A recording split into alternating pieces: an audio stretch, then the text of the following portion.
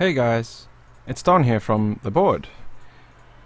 In today's video, I've actually been requested to do a quick tutorial on how to use the noise reduction features in Audacity.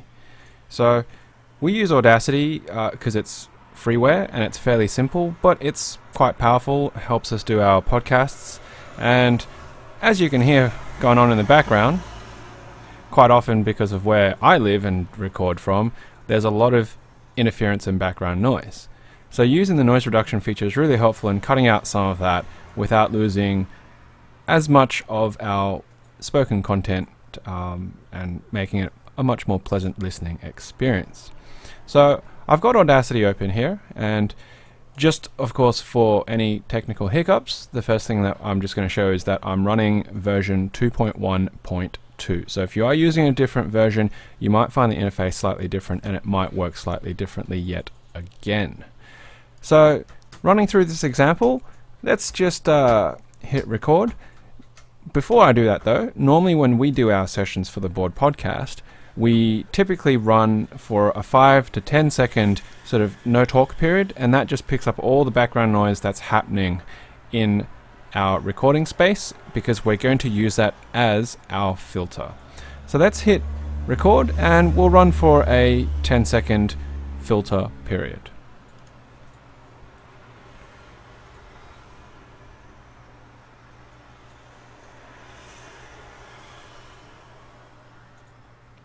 And now what we can do is we can actually start putting our content, and you'll see on the screen the actual waveform is appearing. And of course, if you listen to our podcasts, ordinarily you would hear me start with things like, welcome to the board, a mechanical keyboard podcast done by enthusiasts. So that's actually enough for us to use as this example. We'll stop the recording there.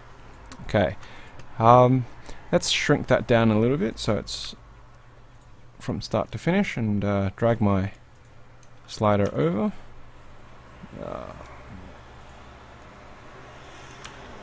Just going to try and scale that. Alright, so you can see from the 0 mark over here across to our 10-second mark, we do have quite a bit of noise. The waveform is showing that. And so we pick a period that sort of covers what we're looking at, and we're just going to highlight that. So maybe it's easier. It's just a click and drag if you're using a mouse, or if you're using shortcuts, your typical shift will be a highlight period. And up in the effects menu, we have the feature which is noise reduction. We'll click on that and it comes up with this menu. It is a little bit confusing, and I had to look up a different sort of help file for this, and it took me a couple of goes to understand what they were talking about. But once you've highlighted the actual region, which is your noise filter, what they call the noise profile, and you go to this noise reduction dialog, you click Get Noise Profile, and it just disappears. It doesn't tell you that it's done anything, which is probably what the confusing part is. People might be thinking, oh wow, hang on, it didn't do anything. But what it actually has done is it's captured that waveform in that highlighted area that you see here. Now, it just looks as normal. And this is where people get lost, because the next step is you actually highlight your entire recording, or the section that you want to apply that noise reduction to. Because you might have different portions of your tracks that you want different noise reduction applied to depending on the circumstances you're recording in. In this example, we're just going to highlight that whole track. And normally when we do the recording, because it's quite late at night for me, the outdoor background noise is fairly stable, except for the odd bit of traffic, which there's not much that you can really do about that. So to complete the noise reduction process, all you do is you go to Effect, you go back to that noise reduction menu, and the dialog comes up again. But this time, you don't click on Get Noise Profile, you simply click on OK down here. Now I leave these values as default because it seems to be working perfectly fine for me. If you are more of an advanced user or you do want to play with it, you can, because obviously it allows you to drop large noise. It allows you to change the sensitivity in regards to how close to that waveform that it's cutting away, and then it smooths out by rounding off some of that waveform as well. So we hit OK, and there it goes. Now that was a very short dialogue because we were applying it to a very short audio track, but for a longer track you would obviously see it run for a longer period. And straight away you'll notice that the noise filter itself has actually dropped, and it's not very noticeable on the rest of the track because of the jagged edges, but it has actually applied. So if we take notice here of the filter period as well as just in general what it looks like here, and I Control Z to undo that change, you'll see what it looked like. And if we go redo noise reduction, you'll see how it's cut that down. And there you go. It's as simple as that. Now if you want to, you could try and highlight this again and apply it again, but the more times you do this, the more you're going to start losing the clarity of sound that you have. And the reason is the smoothing is going to smooth out the sounds that you have in your recording along with it every time that you do this pass.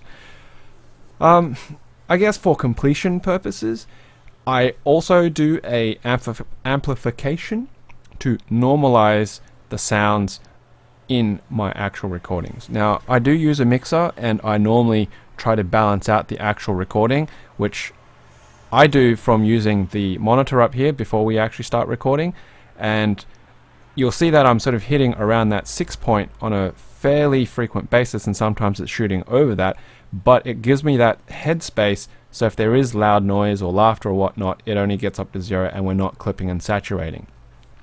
But some of my guests, obviously I don't have control of their audio setup, but I use the mixer to try and balance that out. They still could be doing a saturation, or they might be a bit on the quiet side that I can't tweak in Discord and via the mixer.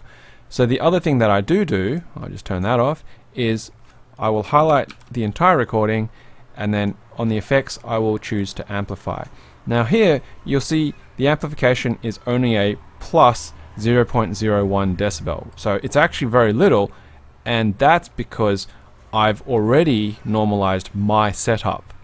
Sometimes for me, when I'm doing it, if I have somebody who's talking fairly quiet, it will actually normalize a little bit more positive, 0.12 or something. And sometimes if people that we're recording is actually saturating quite hard, you will actually have a negative amplification because it will actually scale the whole recording down.